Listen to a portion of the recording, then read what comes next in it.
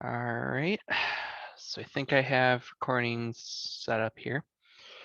All right, so welcome here. I'm Chris, and today we're going to be presenting both a little bit of an introduction as to what Ghost is, and we're also going to go through a bit of a tutorial on how to get it installed. You don't have to follow along for the tutorial portion, just given that DigitalOcean droplets do cost some money. And I know that when you create an account, they make you attach a debit or credit card. So if you don't want to or can't follow along for any reason at all, don't feel bad. So fun fact here, the word ghost and the ghost logo that you see here are trademarks owned by the Ghost Foundation, and they gave me permission to use them here. So, you're probably wondering what Ghost even is. And to be fair, when doing the research here, I had the same question.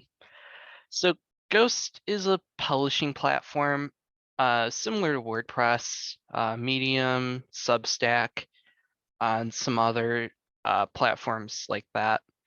But the main difference here is that Ghost seems to serve a unique need for general content creation and publishing. Um, it isn't necessarily in the same oriented focus as WordPress is, because WordPress seems to have a general all-around focus on both being blog friendly. Obviously, other websites can be created with WordPress, but WordPress does have a bit of a reputation for being a bit too large, which of course has been here for a while. While Ghost, as you'll see here, is fairly recent, within the past 7 years or 8. I forget how to do math, but anyways, like WordPress, Ghost is free and open source software, and also like WordPress, you can choose to host it yourself, or you can choose to have it hosted by a third party. And you won't see a whole lot of managed hosting options like you would with WordPress, just simply because the platform it runs on, Node, is definitely newer than PHP, which is the runtime that powers WordPress and some other platforms. And while you definitely are able to find even free web hosts that just offer PHP web hosting on the cheap or even free, Node.js platforms are kind of hard to come by. So as we also discuss here, one of the other differences is Ghost is more optimized for SEO, which is search engine optimization. So that includes using keywords and other tricks to get your web page to the top 10 results that appear when you do a Google search. And WordPress does have some options for that, but those options can be buried in the interface. So it's nice to have a platform that tries to put that first. So next, we're going to discuss why you might want to self-host instead of going through a managed platform. Reasons here include having control over the entire server environment. So that would include things like what hardware you want it to run on,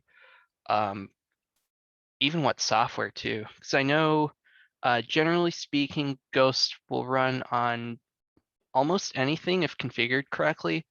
I know they strongly recommend Ubuntu, but flexibility is there. Whereas with a managed service provider, whatever they provide is what you get, and you can't really change too much about that.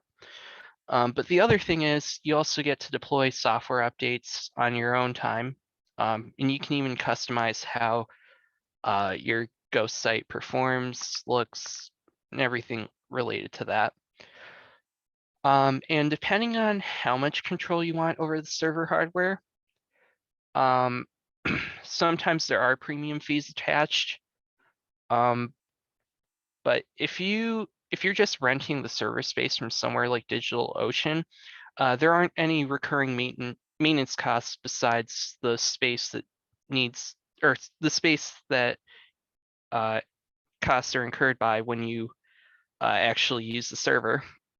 So with that, you're also able to repartition the server as you see fit. So if you try Ghost for a little bit and suddenly decide you don't like it, or if you want to run other things besides Ghost, like a commenting server, or even, let's say, even your own budgeting app, you can definitely do that. And one other thing here, you pretty much own the content on your Ghost server. So Ghost champions itself as decentralized by nature. So there's no single point of failure, and there's no one entity that owns all your data. You're able to import and export your Ghost data between Ghost instances or even other platforms as you see fit. And like mentioned here, there aren't a whole lot of managed hosting options for Ghost, as compared to WordPress and other established platforms. It's worth noting here that Ghost does offer a managed option called Ghost Pro. I believe it was formerly known as Ghost Valet. But essentially what they do is with starting at $9 a month, you pay them to set up a DigitalOcean droplet, and they take care of updates and everything for you. So you can just focus on getting your site online and, well, not on getting your site online, but creating content for your site. And they include everything like SSL.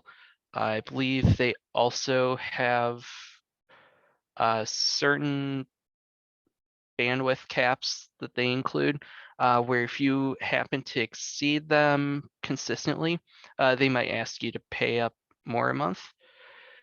And then there is a free option here. It's called Digital Press, and it looks like they give you the instance for free, but they do place ads in your Ghost site. So that may be something worth considering if you're not a big fan of having ads in your content. And of course, there are other platforms where you can rent a server, like Linode, DigitalOcean, Google Cloud Platform, Amazon Web Service, and list goes on here. And other reasons you might want to host your own server, pure fun and profit, right? Setting it up is a bit of a chore, I will admit, but when it's set up, there's nothing that can really be denied about that level of satisfaction that you get after having set something up and having it work. And of course, experience. So if it's something you decide you may want to embark on in the future for a living, you have that experience under your belt. So Ghost does require some tools, or dependencies, I should say, in order to be able to host a environment. They recommend that you use the LTS editions of Ubuntu. That stands for long-term support, not necessarily that's not the same as LTS over here on campus, but other operating systems may work with Ghost, including just your standard run-of-the-mill Ubuntu releases. But the long-term support releases are recommended by the Ghost team simply because when updates are released for the long-term support track builds, there aren't a whole lot of breaking changes that could occur, because the Ubuntu team typically will try to make sure that stability is one of the key. It's one of the top priorities when they release updates. So that's why. And then similarly, they recommend Node 14 for the long-term support release, again, for similar reasons. Other things it does require include MySQL, which is going to power the database. And you can choose to either go with the 5.7 series or the 8.0 series. I'd recommend the 8.0 series simply because 5.7 is in a bit of a legacy track. It's older, and I wouldn't be surprised if it were deprecated at some point in the future. So definitely not a bad idea to get ahead of the curve if you can. And finally, they also require that you have the Nginx and systemd programs installed for Ubuntu or whichever Linux distro you happen to use. The reason being is that Nginx is going to be the web server, similar to Apache Tomcat, if you've ever heard of it, or I forget what other Apache programs there, but essentially it allows the server to listen on a port and serve your website from there. And then systemd is a tool that's responsible for making sure system services like Ghost are always running and able to restart themselves if for some reason you need to restart the server. And this is accurate as of a couple days ago, or day ago, sorry. So here's a bit of a loose outline as to what we would need to do. We first need to create a server in order to host Ghost. DigitalOcean is what we're going to use here, but you can use pretty much any platform, or if you really feel adventurous, you can set up a local web server yourself. If you, for some reason, you want to contribute changes back to the Ghost project, that's one of their recommended options. But generally speaking, if you want your website to be publicly accessible, you'd want to host it using a service provider. You also will need a domain or subdomain to map the IP address of the droplet or server to, just simply because, one, it's easier to remember than a whole bunch of numbers. And then two, Ghost actually requires it because Ghost will automatically set up SSL certificates for your website. That way it can connect over a secure HTTP protocol rather than the insecure protocol. And that indirectly is more secure, but also helps SEO because I know Google doesn't very highly rank sites that still use the insecure HTTP connection protocol. So another benefit there. And we're going to be using another free tool called Duck DNS to actually bind a subdomain to that IP address. More on that later. And then after that, we're going to install the MySQL program and other dependencies, including Node, which is going to be the platform that, well, it's going to be the runtime that we use in order to actually host the server. And then from there, I know that Ghost offers an installer as a command line tool through a Node module. So once we install that Node module, it'll allow us to run Ghost install, and it'll walk us through setting up the rest of the server, like connecting MySQL, choosing a host name, and other stuff like that. And we're going to be modifying a couple of workflows here to get them running. And this is all super simple to get set up. I will likely be attaching a document at the end of this presentation, just so if for some reason you aren't able to replicate it live, you can follow along. But I do want to make it known that there is the chance that some things may change between Ubuntu releases, Ghost releases, of course, and then depending on other variables like what platform you use to host your server, there are things that might look different. so I'm not necessarily able to account for all of those. I did try my best where possible here. So then that concludes the presentation portion of this, and we can go right into the setup. And I chose Droplet theme because DigitalOcean droplets. You can boo me out later. So we're going to start by setting up our DigitalOcean droplet. And since I'm signed in here, I'll just click here. And hopefully everyone's able to see the screen. Let me know if you can't.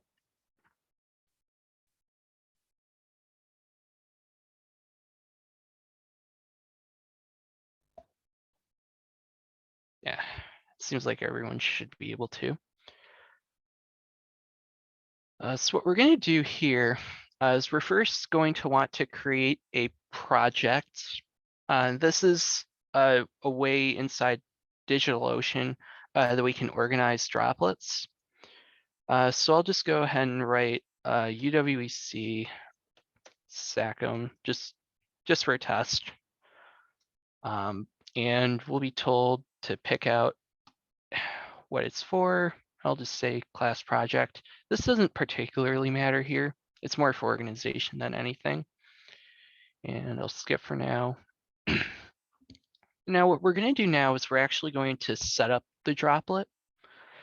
So when we click get started, or alternatively create and then droplets, we'll be asked to set up a droplet. And generally speaking, if you're just going to be hosting Ghost and really nothing else, or if you know how to conserve your resources, you can just choose a simple regular CPU, and that'll only run you about $5 a month. You definitely are able to go higher than that if you want more performance or if you want more resources, but this has done wonders for me. And you're definitely going to want to choose shared CPU here. And this is the part where we set up the operating system that we want to run this on. We'll just make sure that it's set to Ubuntu and an LTS release, which is what we have here, so it's all good.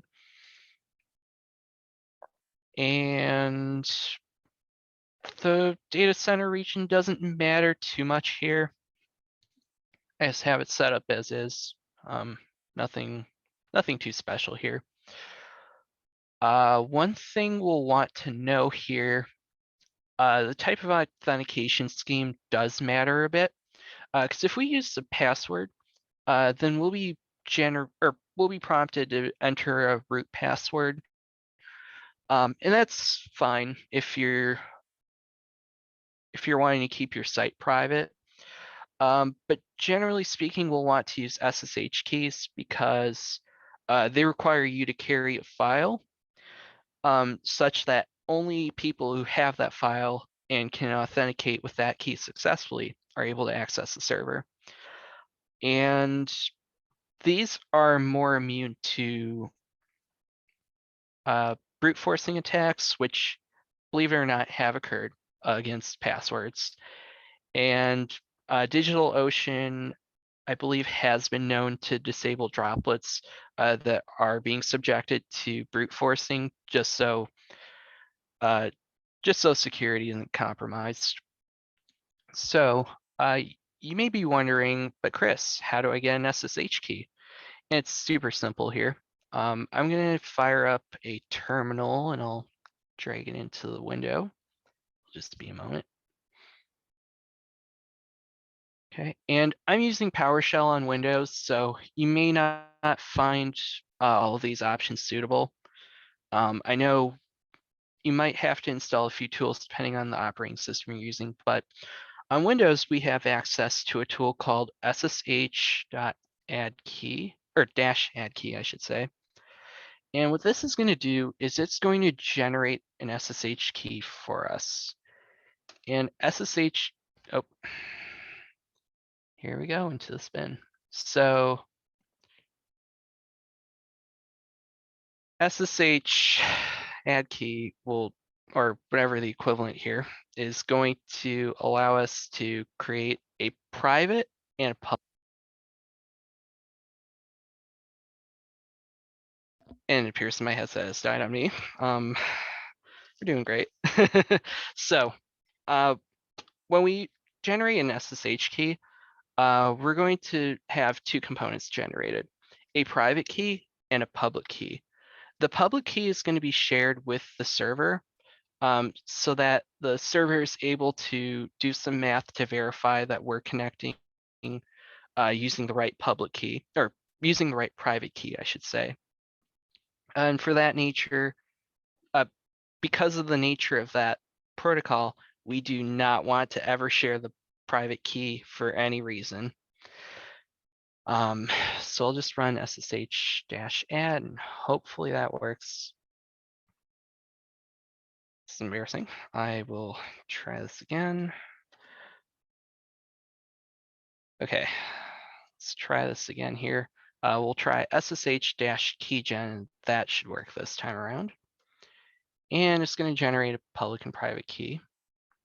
And we're okay to accept the default here. And at this point, you're likely going to want to enter a passphrase. Obviously, the longer and stronger the passphrase is, using special characters and whatnot, the more resistant it's going to be to brute force attempts. I don't recommend using no passphrase just simply because if you have no password, then anyone with that key can break into your server, and that's not great for security. So I'll just go ahead and type a password here. And we'll see that the key fingerprint is such and such, and it generates some random art for us. So that's all well and good, but we need to actually get the public key imported into DigitalOcean here. So what we're gonna do, let's click new SSH key. And yep, it did tell me it was SSH keygen. So what we're going to do is we're going to basically grab the contents of the id_rsa.pub key file, and that's going to be the public key. Obviously, we would not want to ever find the contents of the private key, because that would be very bad for security. So I'll just run this, and it presents us ssh-rsa, and then a bunch of random numbers, letters, and other things. And it ends with a host name and the user for that host name. So I'll just go ahead and copy it over. And we'll paste. And I'll just give this a name, UW-C SACM test.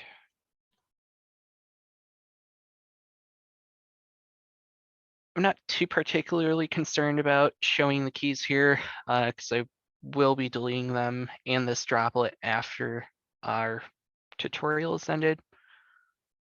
So we can just leave this set to just one droplet because we only need one server. We'll give this a host name, let's say Borealis.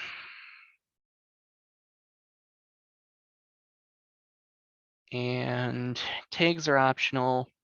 We have it assigned to the right project. And backups are something you can enable on your own if you so choose. You don't have to if you are comfortable remoting into your server through SSH and then pulling down all the contents you need yourself. But this is helpful in case some crash happens and you just need to quickly revert changes. So with all that, let's go ahead and create a droplet. And it's going to take a moment or two to actually spin up the server. So what we're going to do next is we're going to grab the IP address of this server so that we're able to bind it to a host name using Duck DNS or similar.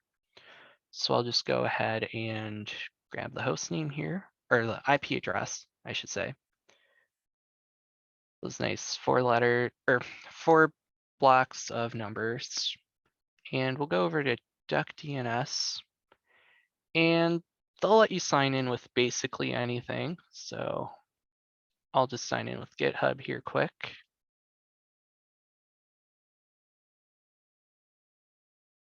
Okay, and it looks like it might not work right away. So I'll just refresh this quick.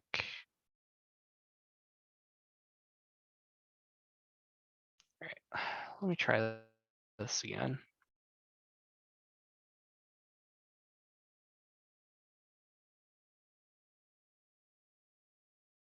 Okay, so we're in here and it's asking me to complete a CAPTCHA. All right, that was fine. And again, I'm not concerned about the account here because I will be deleting this afterwards. But essentially what we're going to do is we're going to need to choose the subdomain now. And I'll just go ahead and put this in as, let's say, UW-Eau SACM.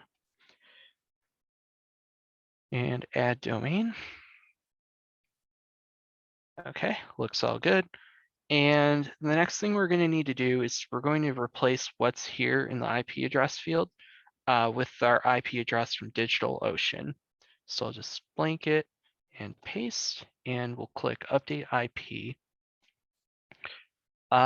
It's important that we choose IP here and not IPv6 here, just simply because IPv6 addresses are formatted differently, and we're only interested in IPv4, which is what we're using here. I'm realizing you might not be able to see the cursor, but it should be fine. We're only interested in this section. So with everything bound, let's go ahead and go back to our terminal. And I'm just going to run SSH root at uwcsacm.duckdns.org. And it's going to ask us to confirm that we want to connect. And I'll just go ahead and tap yes, or type yes. And we'll be prompted for our SSH key, password, or passphrase. So I'll provide it. And we're in. So next, what we're going to do, I'll just pause for a moment for any questions, if anyone should happen to have them.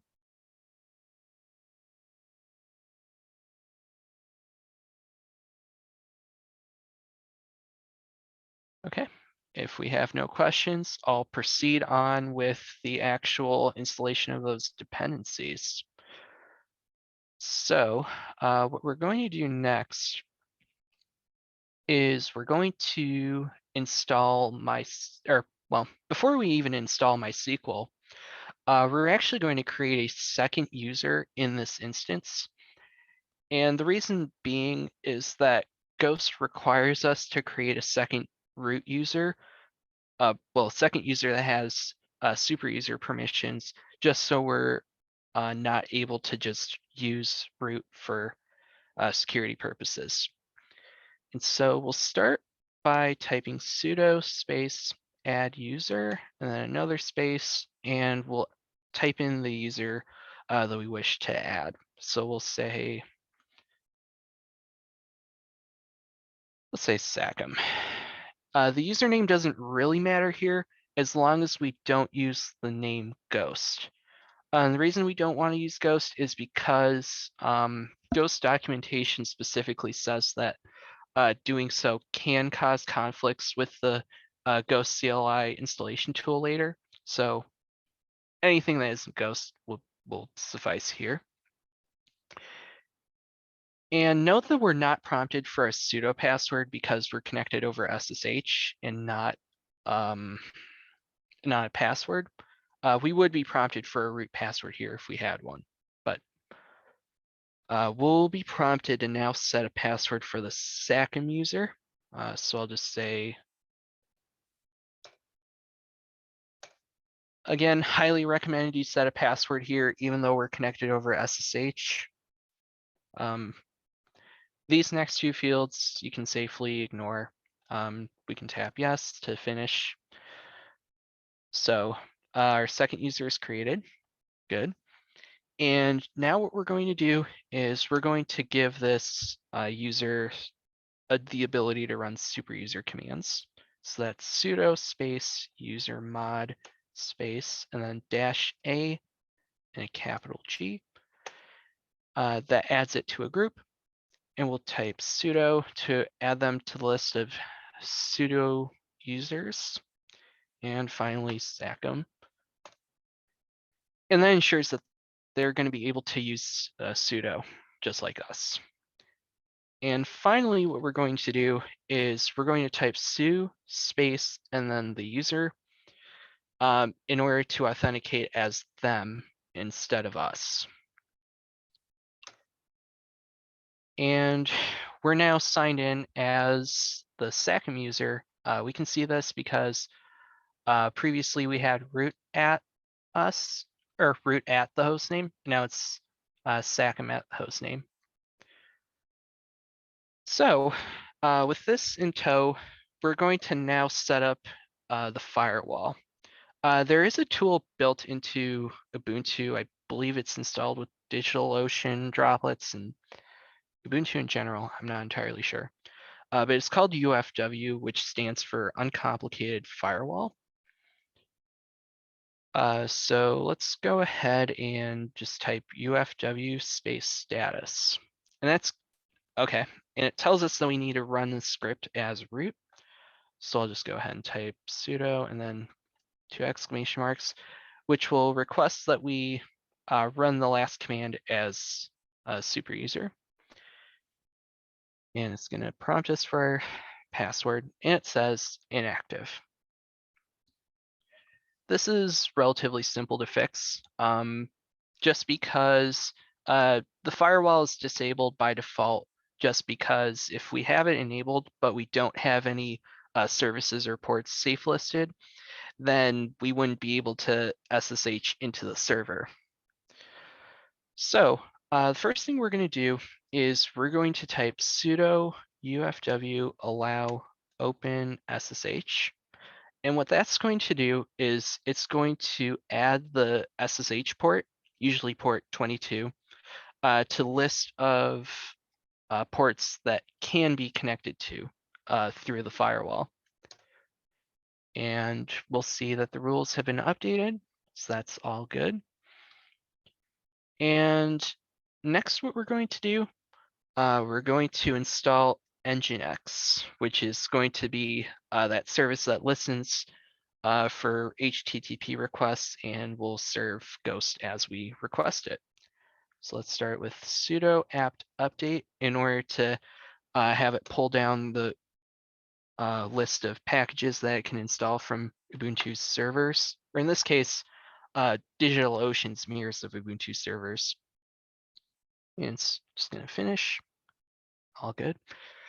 And let's run sudo apt install and Nginx in order to actually install the Nginx package. And it's going to request us to download a bunch of dependent packages, which is all fine. We'll just go ahead and hit enter to accept. It'll take a moment to go through.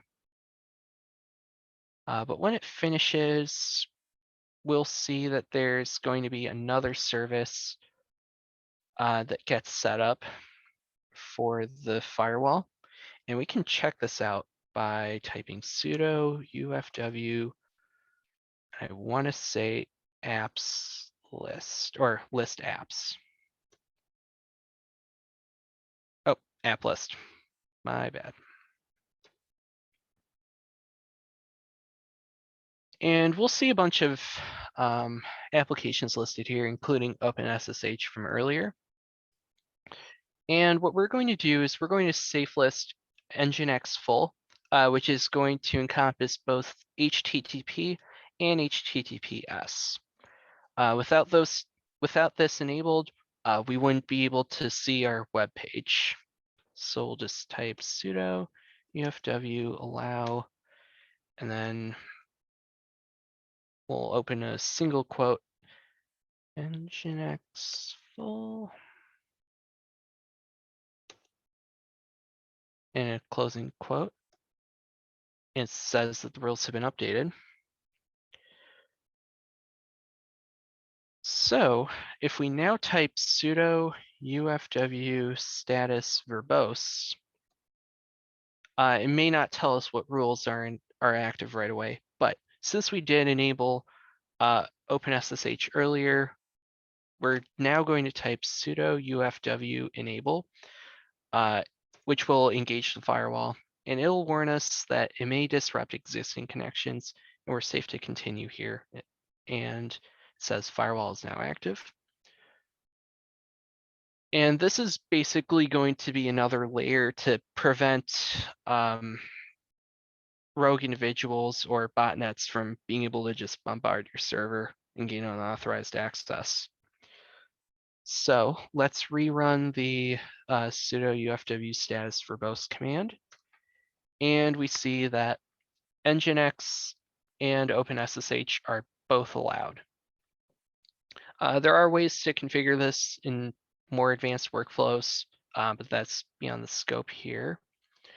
So with the firewall and Nginx installed, we'll now want to install MySQL.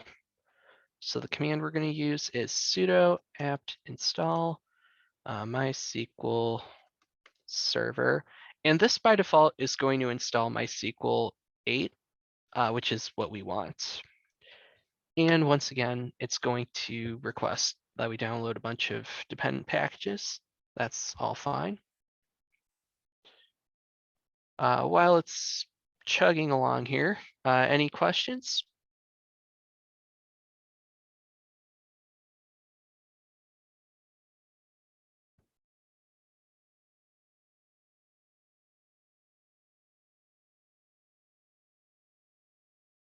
Okay, no questions here. Feel free to chime in by chat if for some reason you do. So after MySQL finishes installing here, it'll take a moment, and we're going to run a command to actually access MySQL database.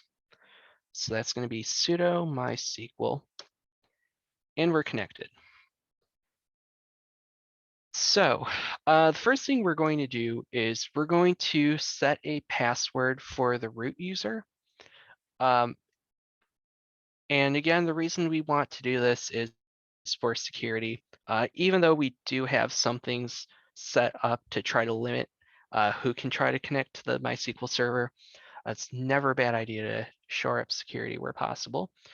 So, okay, unfortunately, I'm not able to directly generate a password through my password manager, but I do have one prepared here already. So I will go ahead and I will run this command to set the password. I'm just going to copy paste it. And what this is doing here is it's telling MySQL to alter the user identified here, root at localhost, so the root user. And we need to specify this identified with MySQL native password because I know that Ghost libraries are currently unable to operate on the MySQL database with a password that isn't set using this specifier here. And what we're going to do now is we're going to add a single quote, and we're just going to want to set a password here. I'll just copy it in. And again, I'm not concerned about this right now because I will be deleting the server afterwards. But after we add this, and then another single quote, and a semicolon, we hit enter, we see query okay, all good. We're going to now exit, and we're gonna run a script that's going to try to shore up security for the MySQL database, just to make it more resilient to brute forcing attempts. So we'll run sudo MySQL _ secure installation, and I press, apologies, I press tab to fill in the rest of this command. So now what we're going to do, we're going to enter the password for the root user. I'll just go ahead and do that. And we can choose to enable this. We also don't have to. I'm probably just going to set it to no for the time being. And we also don't need to change the password for the root user since we just did that.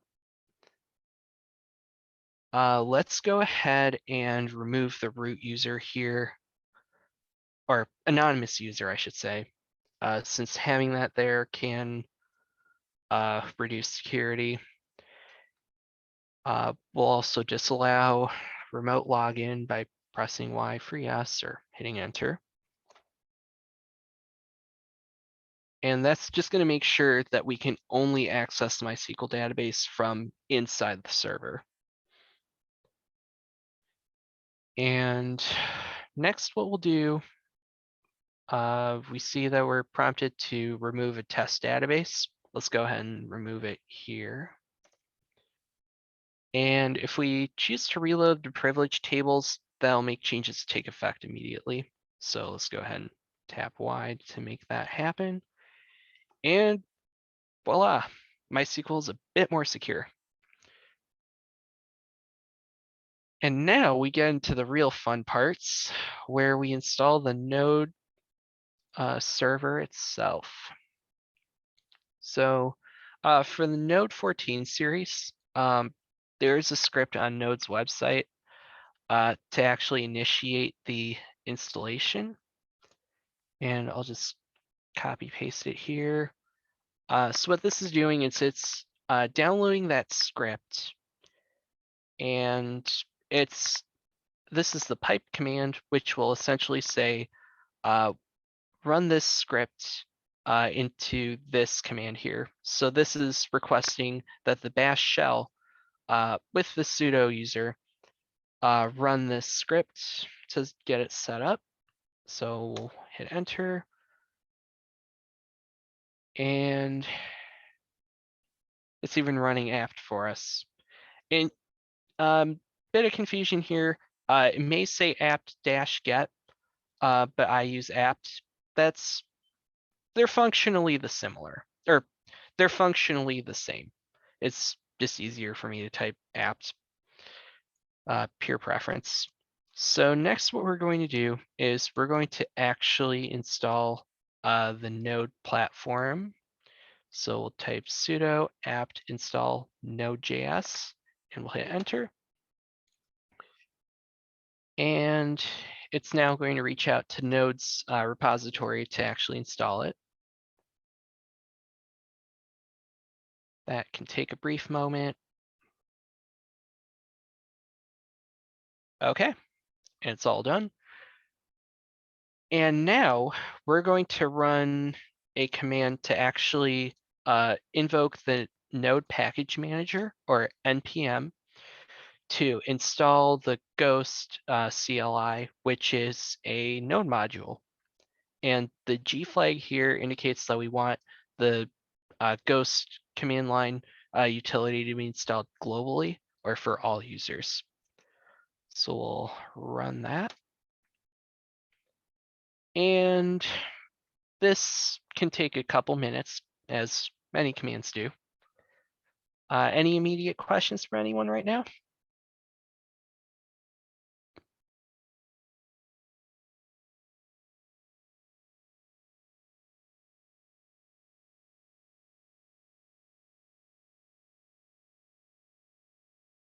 Okay.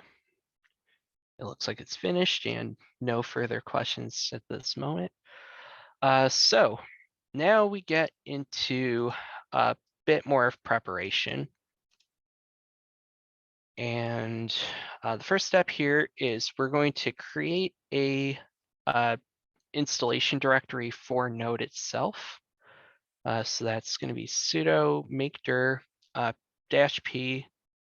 I forget what this argument does, but it is important. And it's important that we place everything in the var www subfolders, just because they have permissions specifically set up for websites that we want to serve out. And we're going to need to enter a subdirectory here. So I'll just say UW-Eau SACM. Okay, that got created. And next what we're going to do is we're going to make sure that our user, SACM, owns this folder. So I'm just going to type sudo chown. That stands for change ownership. And we're going to type SACM, and then var www UW-Eau SACM. And again, you can use any subfolder name for this, and conversely, any user, as long as it matches up with the user you're currently signed into. And finally, we're going to run chmod, which is going to reset what permissions what permissions are available for access for this folder. So we'll type 775, and then finally the directory we're going to be installing ghost to. And I believe 7, I forget how this works. It operates on the basis of powers of 2, essentially. So adding 7 means execute, write, and read for the user and for the group here. And for the 5 means read and execute only for everyone else. I think I have that right, because we don't want anyone to be able to just write to that folder. That would be very bad. And just 2 more steps. We're going to type cd /var and finally www, and our folder. Oh, too many W's. All right, so now we're in the subfolder that we want to install Ghost into. And I think this is the part everyone is really waiting for, installing Ghost. So this is just 2 simple words, ghost install. No sudo needed. It's just gonna start running the installation. And it looks like the current version right now is 4.2.1. I think yesterday it was just 4.2.0, so yay for change. Any questions right now?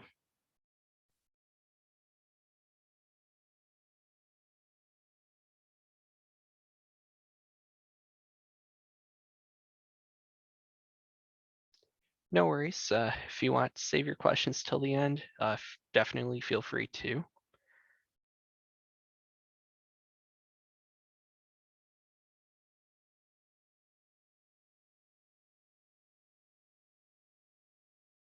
It's just taking a couple moments to install dependencies for Ghost. In just a moment, it will prompt us to specify things like the database name, address, the user we'd like to use for it, and some other things like it. So we'll just hang tight.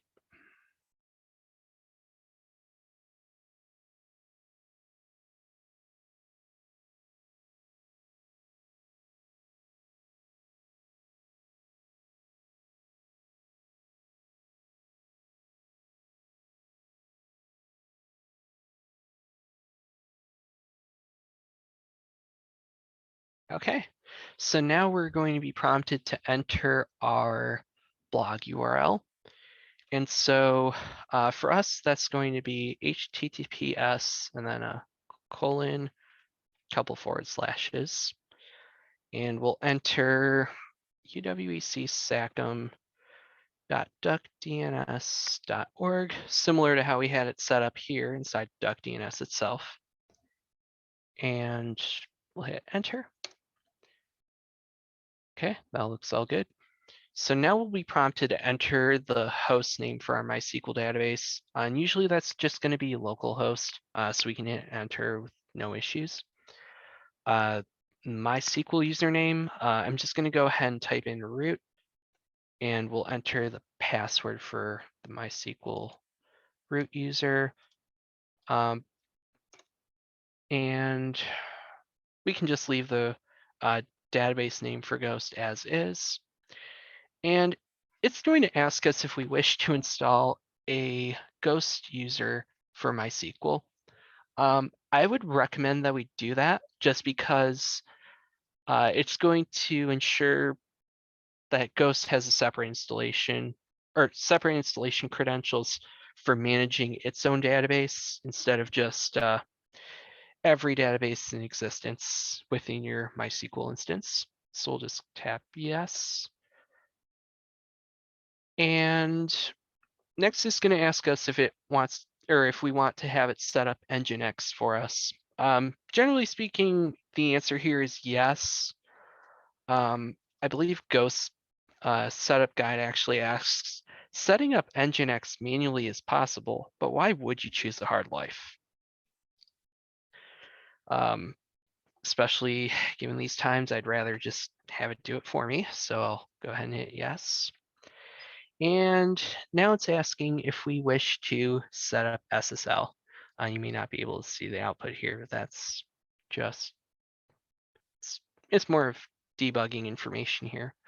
But yes, generally speaking, we do also want to have SSL set up. And if we do choose to have it do so, what it will do is it will reach out to servers using the certbot tool, which is something co-developed by the Electronic Freedom Foundation to enable anyone to get their own SSL certificates for free.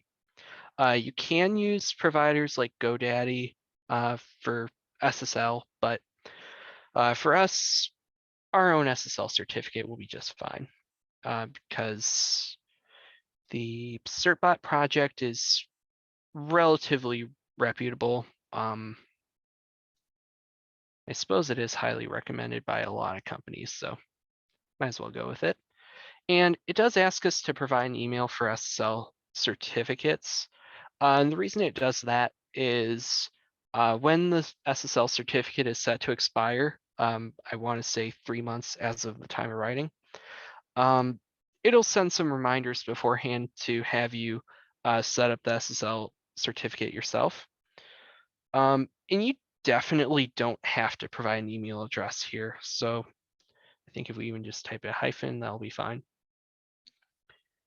Yep. Oh, Let's Encrypt. So it goes through the Let's Encrypt service using the certbot tool, I think. That's what I think. Or, well, either certbot or something else. But it is free and easy to set up.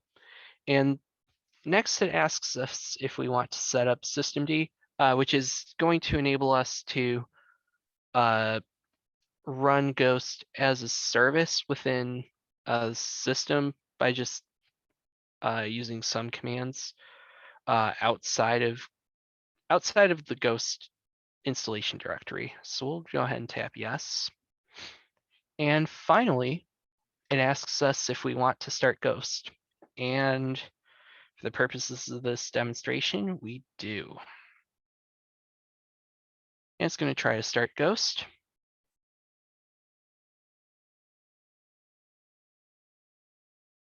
And we should find that after a moment, it starts up.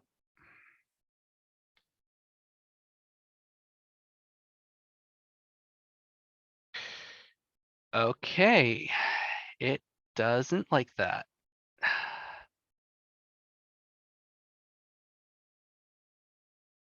All right, let's try running something like Ghost Doctor here to resolve that issue. Okay, so it says register account email.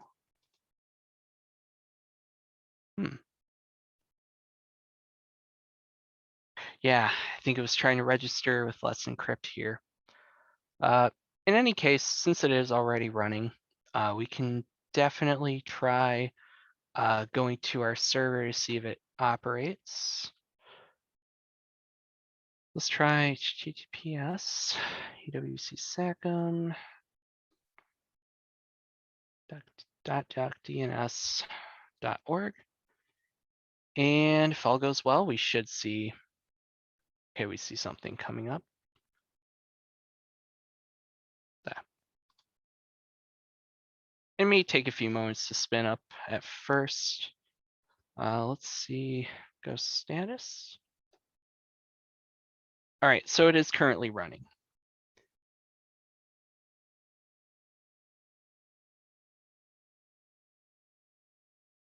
So it may just need a moment or two.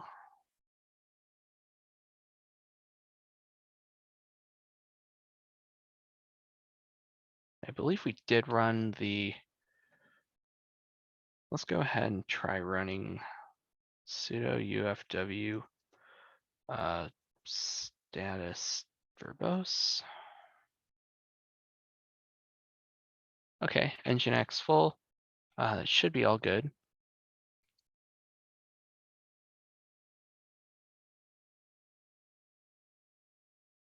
Okay.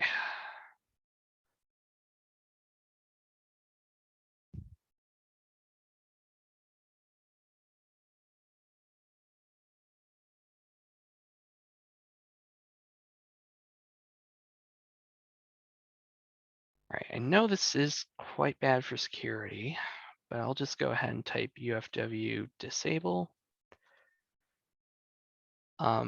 Never do this in a live production environment unless you know what you're doing.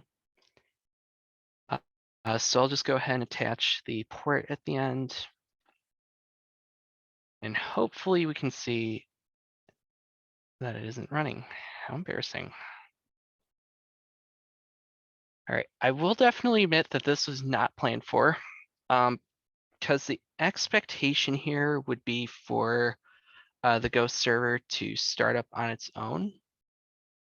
And I'm just trying to, I'm just going to go ahead and type Ghost status once more. Let's try Ghost stop and then Ghost start.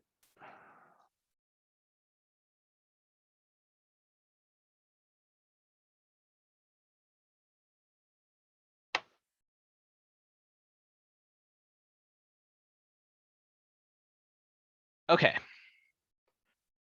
So that might just have been a one-time fluke. Let's go ahead and re-enable the firewall, because that is a big security hole if we don't. And yes, this is fine. So we will no longer be able to access it from this port. So we'll just go ahead and try accessing it directly. Okay, and that's all fine. But if we add ghost to the end,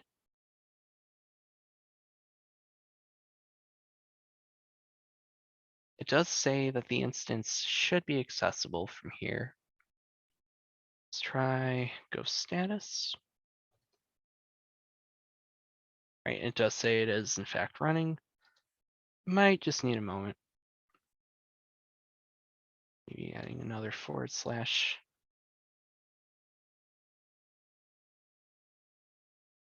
All right, let's try disabling it one more time. I do apologize here for this.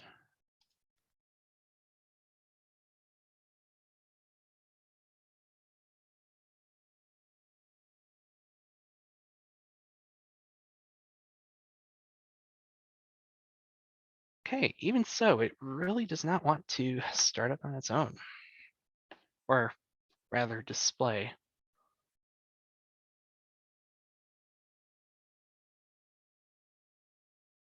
Just gonna try to do a search here.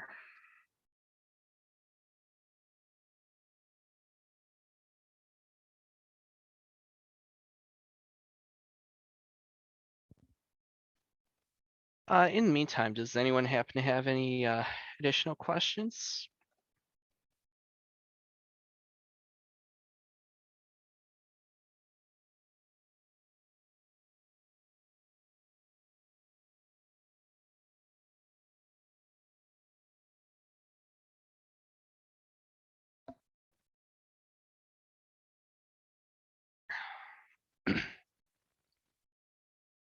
Okay, so it should still be running.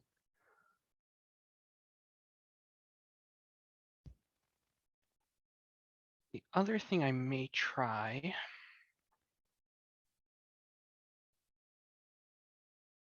I'll go ahead and stop Ghost, and I'll try Ghost start, but this time I'll set the port to 443, which is the default port for HTTPS.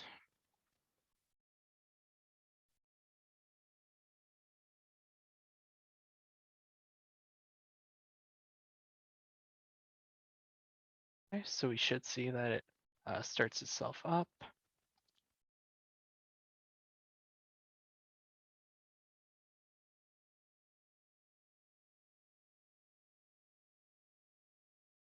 Okay, and for some reason it still does not want to start up.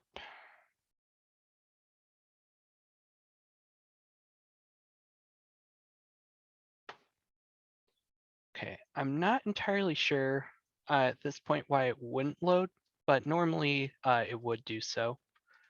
I'll just go ahead and let's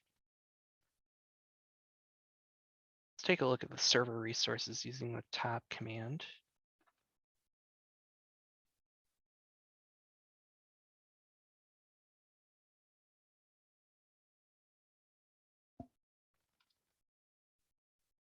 Right. In any case, I don't want to keep everyone waiting too long. But yes, essentially, minus the technical difficulties, this would be how you would set up a Ghost server from scratch. If there are any final questions, feel free to. It could potentially be a firewall issue, but again, when we type sudo UFW and then status, it does say the firewall is disabled. I could try restarting the server just to see if that takes care of it.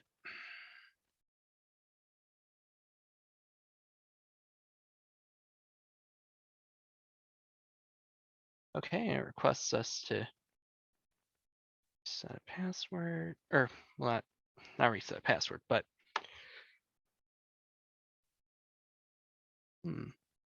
okay, I'll just go ahead and type sudo reboot. There we go. So that's going to restart the server, hopefully with the firewall inactive this time. So I would like to see if we can get this up and running again. Let's go ahead and reconnect.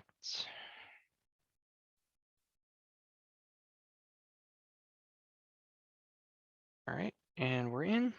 Let's su and then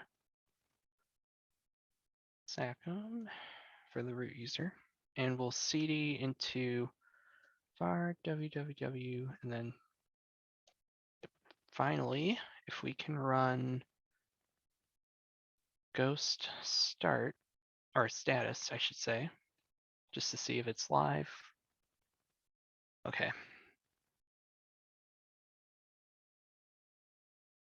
All right, it should be listening over port 2368.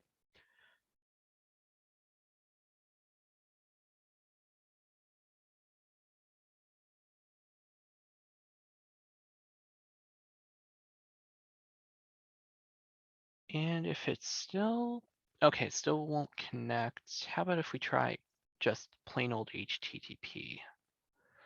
Okay, and it says that it doesn't think it's secure. Even so, it still won't proceed. All right. I do apologize for our inability to get Ghost set up. I'll just go ahead and demonstrate a site that I do have running with Ghost.